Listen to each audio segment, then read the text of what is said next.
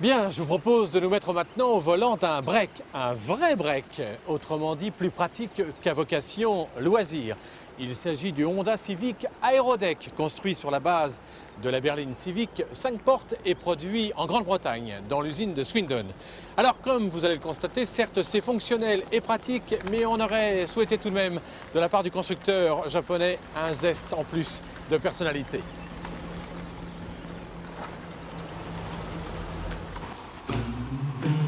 Après le prototype présenté au Salon de Genève 97, Honda lève le voile sur son nouveau modèle, la Civic Aerodeck.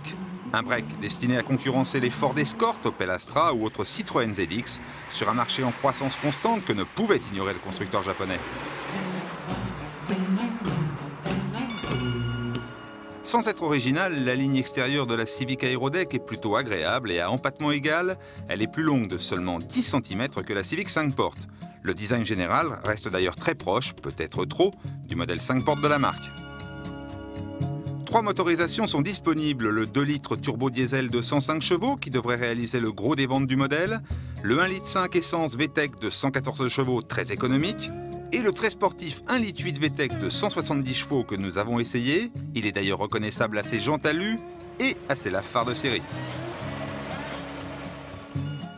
À l'intérieur, le style de la planche de bord n'a rien d'exceptionnel, même si le niveau d'équipement est très complet avec la climatisation, un toit ouvrant, un double airbag et l'ABS de série.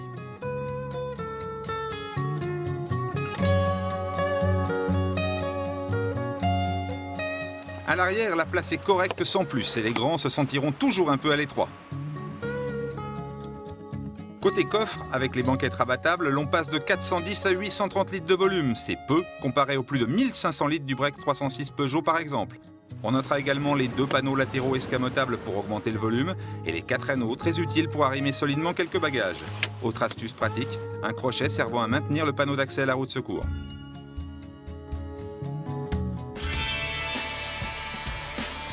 Avouons-le tout de suite, les 170 chevaux du 1,8 litre VTEC Honda nous ont carrément bluffés. Disposer d'autant de puissance sur un break compact n'est pas si courant. La tenue de route est bonne et le confort très satisfaisant. Seul, le freinage manquait un peu de mordant à notre avis.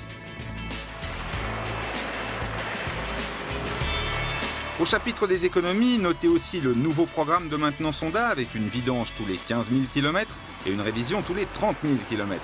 De quoi voir venir.